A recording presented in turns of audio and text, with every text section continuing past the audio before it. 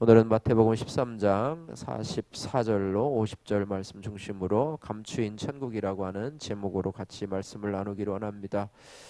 오늘 본문에는요, 이 하나님 나라 천국에 대한 예수님의 세 가지 비유가 등장하게 되는데요. 첫 번째 비유에서 이 천국은 밭에 숨겨놓은 보물과 같아서 그 숨겨놓은 보물을 찾게 되면 그것을 다시 묻어두고 자기가 가진 것을 다 팔아서 그 밭을 산다는 그런 내용입니다. 44절 말씀 같이 한번 읽어보겠습니다. 천국은 마치 밭에 감추인 보화와 같으니 사람이 이를 발견한 후 숨겨두고 기뻐하여 돌아가서 자기의 소유를 다 팔아 그 밭을 사느니라. 아멘. 두 번째 비유는요. 두 번째 비유는 상인이 좋은 진주 하나를 발견하면, 이게 진주 상인이죠. 진주를 모으는 상인인데 좋은 진주 하나를 발견하면 가진 것을 다 팔아서 그 진주를 산다는 그런 내용입니다. 오늘 45절, 46절 말씀입니다.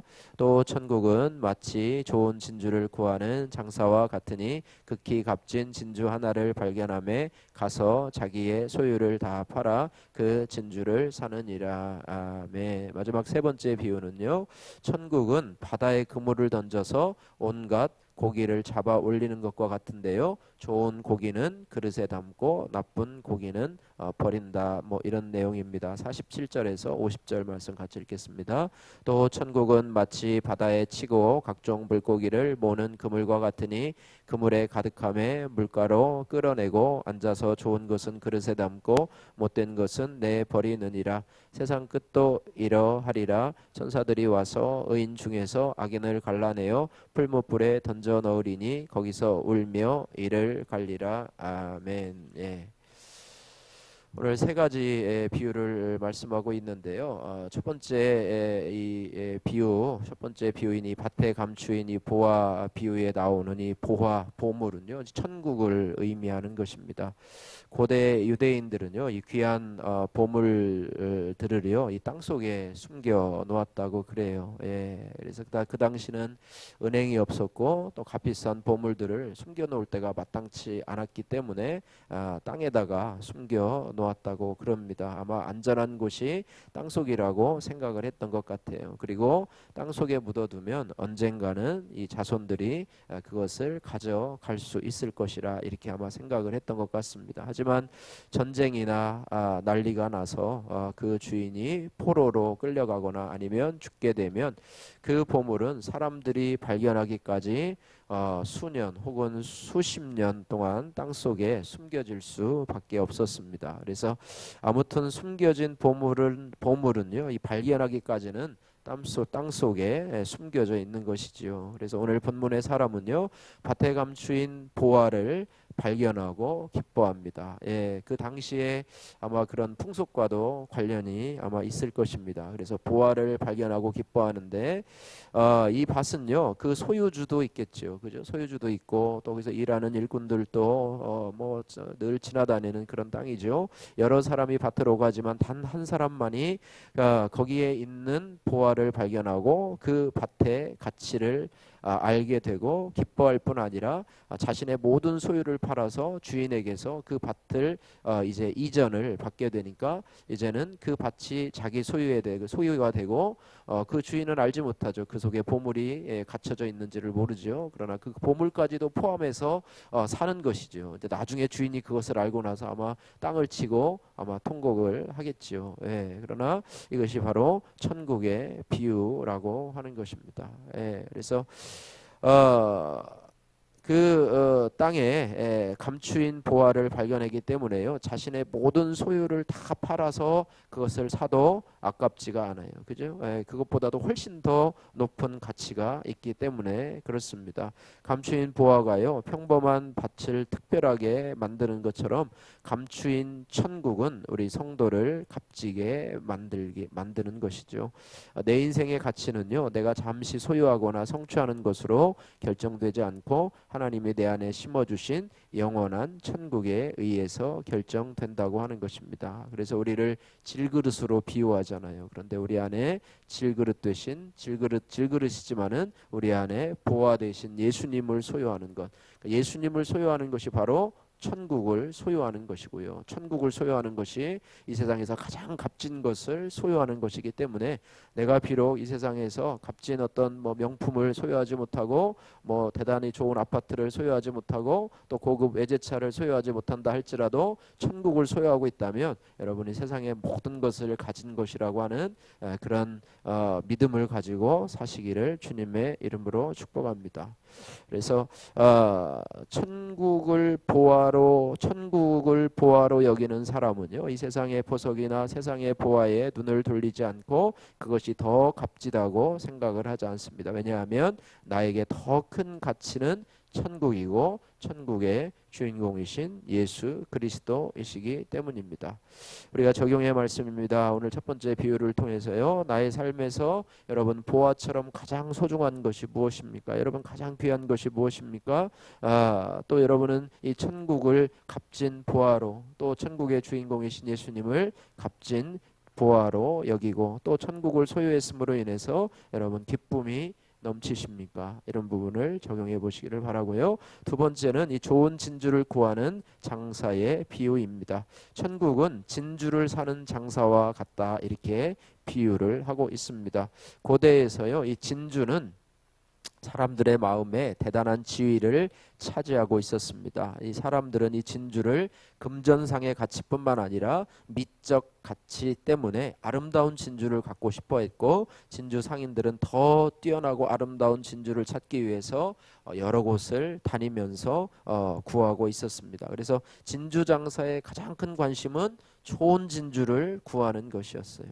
좋은 진주를 발견하는 것이었습니다. 어느 날 극히 값진 진주를 발견한 그가 자신의 전 재산을 들여서 그것을 사게 되지요.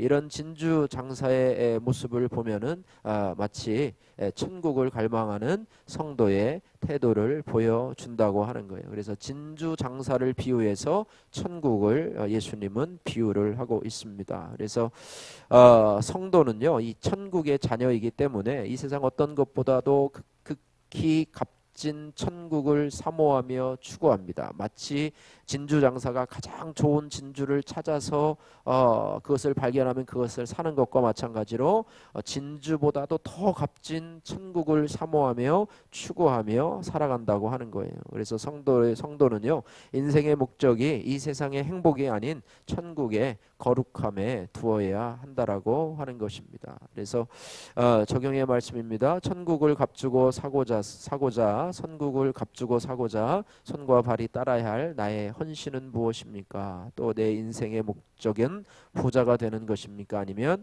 주님의 자녀답게 사는 것입니까? 이런 부분을 우리가 기억해야 할 것입니다. 어떤 사람은요, 이 밭에 감추인 보화의 비유처럼요, 우연한 기회에 발견할 수도 있어요. 우연한 기회에 다니다가 천국을 발견할 수도 있어요. 우연한 기회에 예수님을 만나고 천국을 소유할 수도 있습니다. 어쩌다가 한번 기회를 갔는데 그날 말씀이 너무 좋아가지고 눈물을 흘리며 콧물을 흘리며 정말로 예수님을 만나고 할 수도 있어요. 또 어떤 사람들은 진주 장사처럼 정말로 천국을 얻기 위해서 정말로 노력을 많이 하고 이렇게 분주하게 다니다가 이렇게 천국을 발견할 수도 있을 것입니다. 그러나 중요한 것은 어떻게 주님을 만났느냐가 중요한 것이 아니라 그것을 발견한 후에 어떤 자세를 취하고 살아가느냐, 이런 것입니다. 그것을 발견한 후에 그들은 어떻게 했습니까? 그들의 공통점은 뭐냐면 모든 대가를 치르고서라도 그것을 사려고 했다고 하는 것입니다. 발견하고 나서 그다음에 조치를 취하지 않고 자신의 전 재산을 들여서 그것을 사지 않는다면 그것은 별 가치가 없는 거예요. 또 다른 사람이 사겠죠. 자기의 기회가 지나갈 수가 있는 것이죠. 그래서 그런데 오늘 우리의 모습을 한번 돌아보면은 어떤 사람들은 천국이 좋다는 것을 알고 회개하면 들어간다는 것도 너무나 잘 알고 있습니다. 성경 구절도 잘 알고 있고요. 교회 생활도 잘 알고 있습니다. 하지만 그것을 얻기 위해서 어떠한 대가도 지불하려고 하지 않습니다. 어떤 사람은 천국도 좋고 회개하며 또 어떤 사람들은 그것을 얻기 위해서 자신의 것들을 전혀 희생하지 않으려고 하는 사람들도 있습니다. 자신이 가진 물질과 달란트와 시간을 천국을 위해서 전혀 희생하지 않아요. 그러나 천국에는 가고 싶어요. 천국은 너무 좋은 거니까 가고 싶어요. 그러나 전혀 희생하지 않습니다.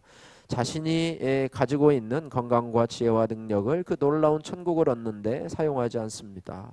그래서 우리가 기억해야 될 것은 오늘 이 두 비유처럼요, 천국은 우리 인생에서 가장 소중하고 가치 있는 것이기 때문에 여러분이 어떤 희생을 치르고라도 꼭 사야 되는 것임을 여러분 기억하셔서 그 단계까지 이르러야지만이 진정한 천국을 소유했다고 볼 수가 있는 것입니다. 할렐루야. 세 번째로 각종 물고기를 모으는 그물 비유인데요. 예수님께서는 이 세상 마지막 날에 임할 심판을 그물로 비유를 하고 계십니다. 어부가 그물에 잡힌 물고기 중에서요, 좋은 것은 취하고 형편없는 것은 버리는 것처럼 세상 끝날에도 마찬가지 천사들이 와서 의인 중에서 악인을 가려내서 풀무불에 던져 넣을 거라고 하는 것입니다.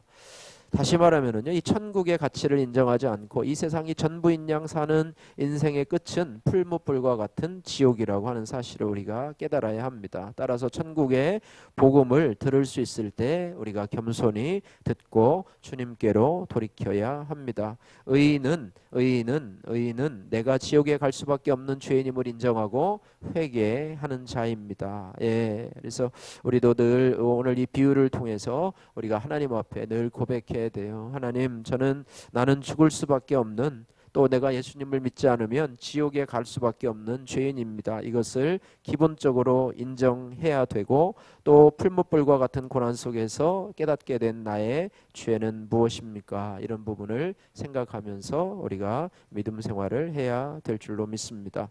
찾았다 내 보아, 서준호님의 큐티인 간증입니다. 고위 공직에 계셨던 아버지 덕분에 저는 어려서부터 여러 나라, 특히 미국과 한국으로 가며 좋은 혜택을 누리고 주변 사람들에게 많은 부러움을 사면서 자랐습니다.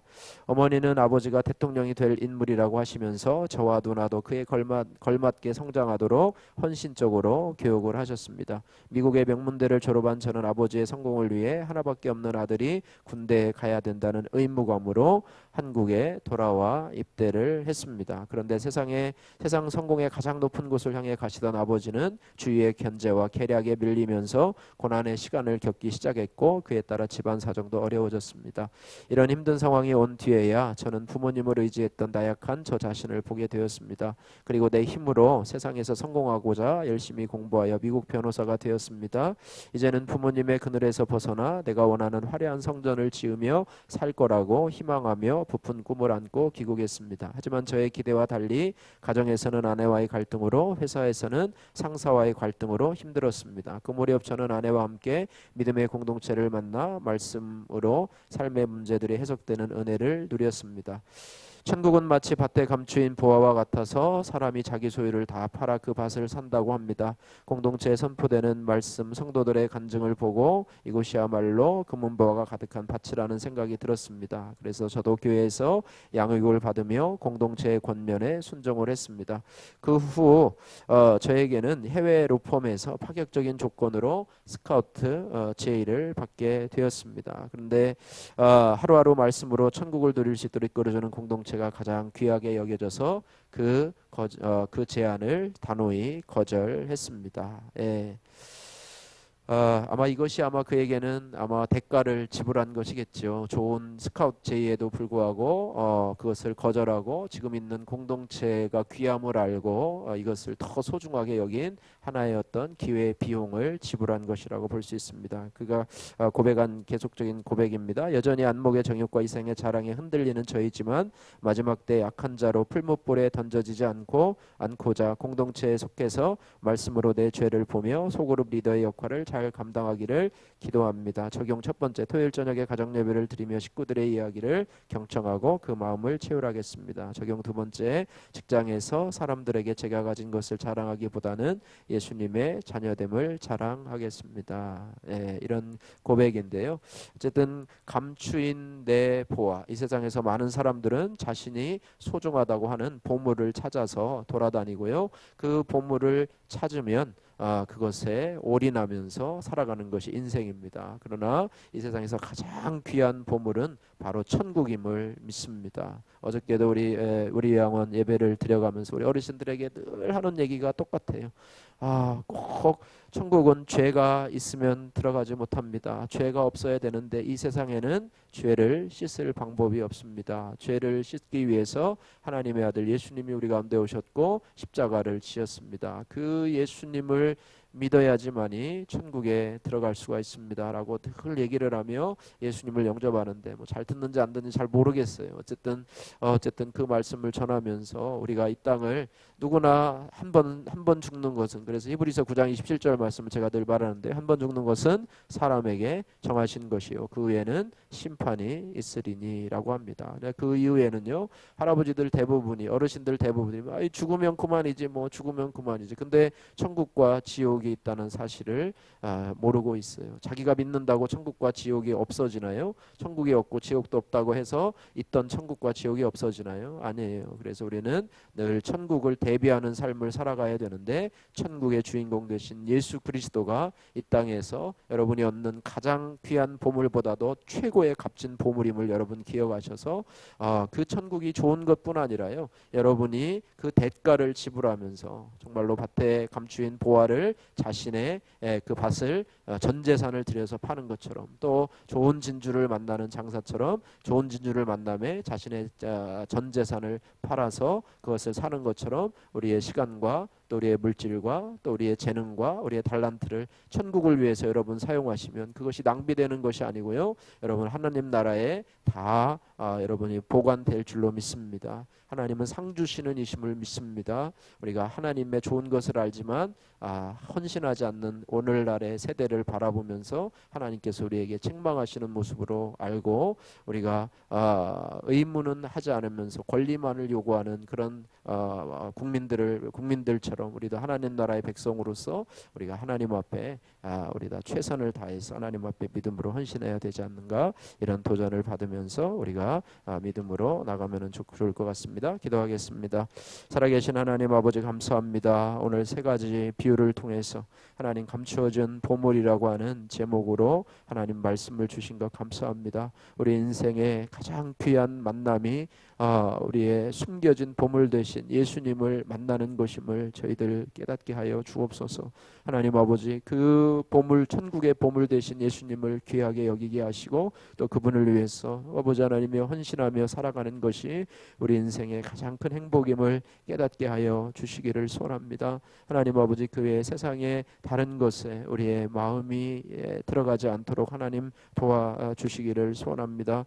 우리 인생의 방향이 천국을 향하여 가게 하시고, 인생의 목적이 세상의 행복이 아니라 거룩에 있게 하여 주옵소서.